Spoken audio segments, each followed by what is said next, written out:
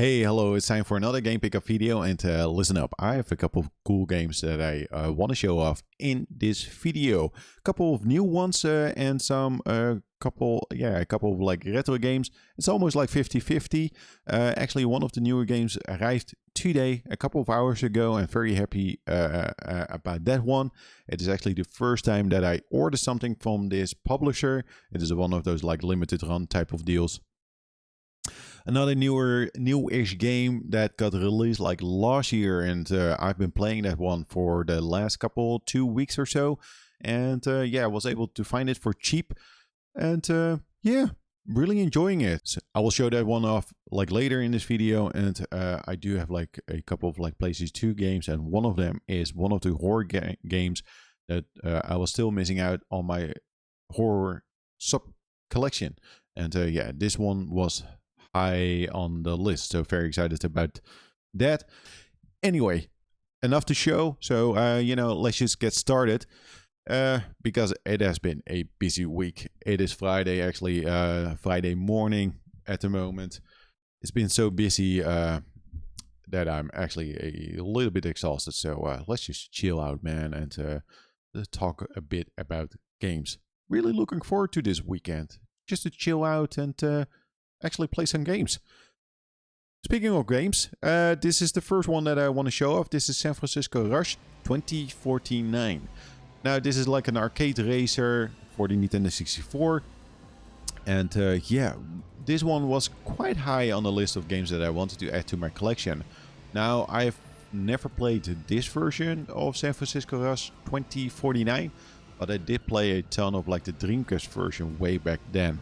Now, for my memory, it's been a while since I actually checked out that version, but that version really looks like a lot better than the Nintendo 64 version because of like obvious reasons.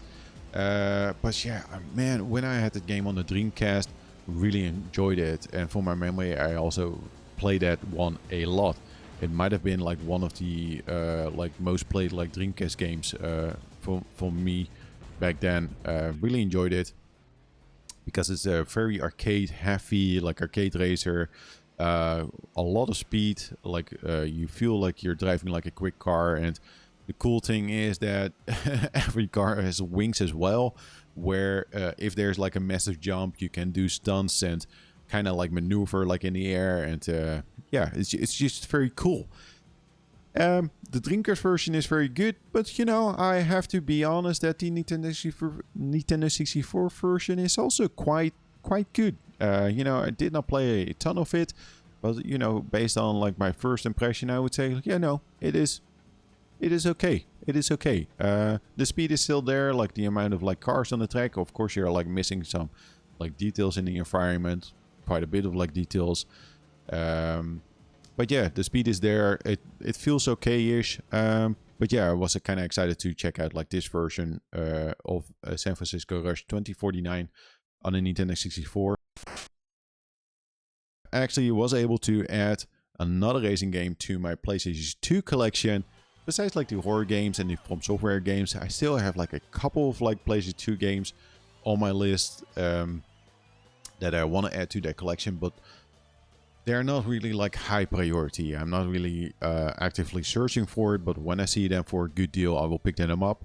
And yeah, this was a very nice deal. I was able to pick it up for 12 euros total, I want to say. And the condition is quite good. It is actually the original case as well, with the Ferrari sticker on there. There is a downside though, and that is that it is missing the manual. But for 12, I'm okay with it. Like 12 euros. I would rather have like the Xbox version of like Coast to Coast, like the Outrun 2006 Coast to Coast. I do have like the original version and the Xbox version of this one. Visually, it looks better. But that one is also like way more expensive. I want to say around like 70 or 80 euros or so. And that's maybe a bit too much for like an arcade racer. And I like Outrun, but I'm not the biggest fan of Outrun. But I do like the Outrun 2006. So yeah, you know, being able to play it on the PlayStation 2, maybe officially like a small downgrade, I'm okay with it, man. And for 12, like that just seemed like a very good deal. Anyway, what stands out to me though is this slipcover. Now, I am not a fan of slipcovers at all, like carton and big boxes and collectibles. But yeah, this one, I could not pass it up. It is Nuclear Throne from Super Rare, made by Flambeer. But yeah, Super Rare games. It is, yeah, this is the first time, this is actually the game that arrived today, this morning. And yeah, this is my first purchase at Super Rare. And yeah, so far, yeah, it was a good experience to order something from Super Rare. I'm not quite sure why I never ordered something from Super Rare. Maybe the price, because I do have some like limited run games, and yeah, I do have to import those, but I feel that price is somewhat similar to like Super Rare. Super Rare, man, the price, I think I paid 60 for this. And that is kind of like my max, man, with a Switch game. I don't...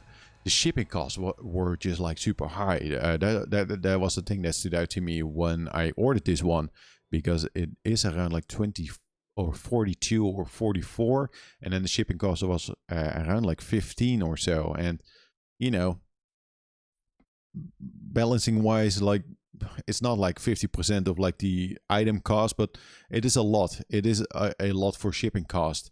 And then I go like, yeah, I would rather like purchase maybe a couple of other things. But with Super Rare, I do like a couple of their games, but not a ton. So with the shipping cost that high, I would rather order like 2 games or 3 instead of just 1. But anyway, I could not pass this one up, like Nuclear Throne with the slipcover. It is kind of cool, like maybe hard to see, but it's like yeah, extruded, like the text here and like some of the characters. But yeah, it's a cool looking game. It's a pixel art game, and for the Switch, I do focus like on a ton of like, yeah, games that are more like with the pixel art aesthetics. And Nuclear Throne, man, it's made by a Dutch developer, so I felt like I need to order this one, because I want to say this is actually the first time that Nuclear Throne actually got like a physical release. And yeah, so it kind of added up, like pixel art game, Switch title, made by a Dutch developer like Flambeer. I was like, yes, sure, let's go, order this one. Anyway, it's the first time that I ordered something from Super Rare. It's not the only Super Rare game that I do own, though. Yeah, these games are always super expensive when I see them like float around on eBay or Vinted. But yeah, very happy about this one. It also came with like trading cards. I'll keep them like in here, because if I remove them from here, where do I store them? It came with a sticker. I hate stickers. I don't want to deal with the sticker. Yeah, the next one. Yeah, let's just go with the game that I've been playing like here and there. And again, this was a very unexpected surprise. It is Dragon Age the Veilguard. Veilguard. I don't know, man. But yeah, this game. I like Dragon Age. I like the first Dragon Age game. I like Baldur's Gate. I like these type of RPGs. But this is not like the traditional RPG type of game. And that is something that you would maybe expect because of like the title, like Dragon Age. This is a bit more similar to the Dragon Age Inquisition, I want to say. But yeah, when I saw like footage of this game, when it was like announced, I was thinking, oh, that kind of looks cool, but maybe it's not my type of game. But I wasn't quite sure what the type of game it was. But I saw this one for... No, I paid this one for 14 euros. And yeah, that definitely kind of impacts, of course, like the opinion. Like for 14 euros, like a PlayStation 5 title, like a big budget title. I I don't think I would pay like full price for this game, but if I were to able to get it like for 30, I would personally recommend it for 25 or like 30 euros. Like of course like 14 is like the better price, but this one yeah, so far has taken me by surprise again. There's not much in it, and yeah, the disc is actually in my PlayStation 5.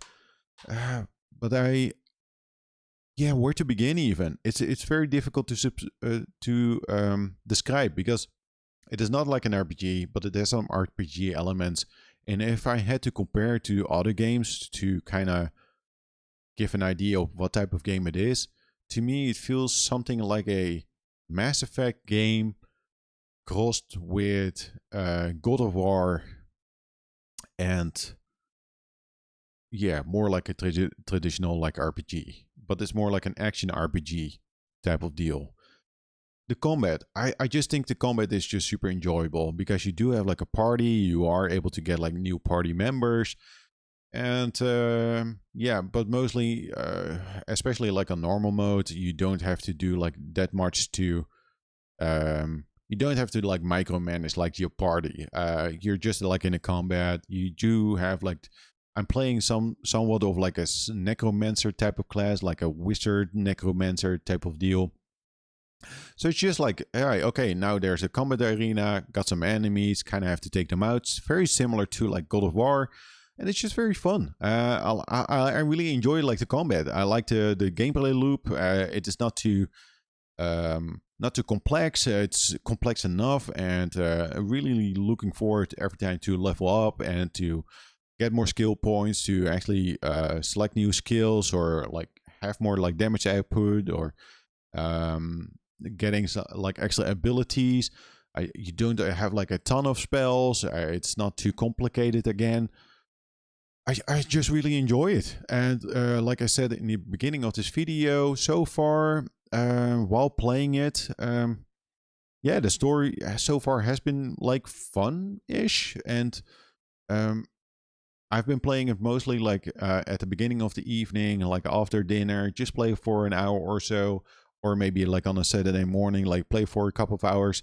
Like I really enjoy this game, like in small short sessions. Just do a couple of missions, level up, find like new areas, do maybe like a side mission like here and there, but it's not too involved. And to me, that's always so scary with like the RPGs, that okay, I have to play like 10 or 20 hours before it finally starts.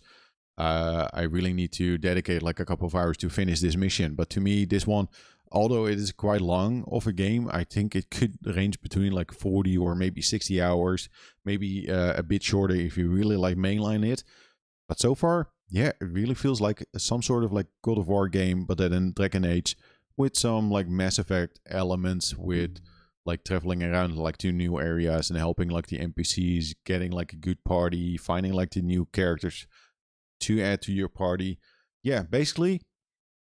And again, I think my opinion is definitely influenced by what I paid for it. But for 14, I'm very happy that I actually picked it up and tried it out, because yeah, I'm really excited about this game. I really enjoy it. It is time to finally talk about the horror game that is now part of the PlayStation 2 Horror Sub Collection. And yeah, very happy that I was able to pick this one up, because it is one of the few remaining ones that I want to add to that collection. And yeah, was able to find like a very good deal, especially considering like the prices that I normally see on price charting and on other platforms. But yeah, it is Clock Tower 3. Now this one has been on my radar for quite a bit. This is the UK version, and it's definitely my preference. Getting like the UK version. It is complete in box with manual and of course the disc. But yeah, the manual is in a very good condition, and the disc, good condition. It has some micro scratches, but nothing too serious. Now I paid 60 for this one. And that is actually below the average of price charting, because that one has it listed for 66, you know, as it being sold like on eBay, but that is excluding shipping though. And yeah, on Vinted, I besides like the UK version, that one I don't see that often. I want to say at the time that I purchased one, this was the only UK version, at least for an affordable price. I see the French-Dutch version more often, but then you have like the French and the Dutch text like right here overlapping the art. So this one looks just way cleaner with the text being like this. But yeah, those versions, more often I see it for around like 70 or 80-ish. And because this one has been on my list for quite a bit, I've been looking for it at game conventions as well, but never saw it, or when I saw it, it was just for a price that was just way higher than the price charting price, for around like 90-ish or so. So being able to add like this horror title to the collection for 60, yeah man, I can't complain at all. There's not much to say about Clock Tower. Don't have like a ton of experience with the series, but I'm very intrigued by the series though. It is a bit different than the usual like survival horror game, so I'm not even sure if you can call them really like a survival horror game. It's more like being chased by an enemy. Either you have to hide or somewhere, or just like run away. So there's just way more tension like during the gameplay. Something that I normally don't like, but because this game is just so much focused on it, I think like I'm okay with it. Just saying that because it's quite similar to like Resident Evil 3 with the Nemesis chasing you around like the whole time, but that's not something that I want out of like a Resident Evil game. But I think because it's so centered around like the Clock Tower series, that type of gameplay, I think I will enjoy it more. So yeah, just kind of curious. I want to check it out and see if I actually enjoy it. I do have some experience with Clock Tower 3 or with Clock Tower on the Super Nintendo. Still need to play that remaster though. That came out like last year or a while ago. But yeah, I did play the Super Nintendo version to some extent, but never finished it. But yeah, very curious about Clock Tower 3, and I was very happy to find this one. Yeah, that's actually gonna do it. That was the final game. Thanks everybody for the likes and the subscribes in the last couple of weeks. Highly appreciate it, and have a nice weekend. And thanks for watching. See you all later. Bye.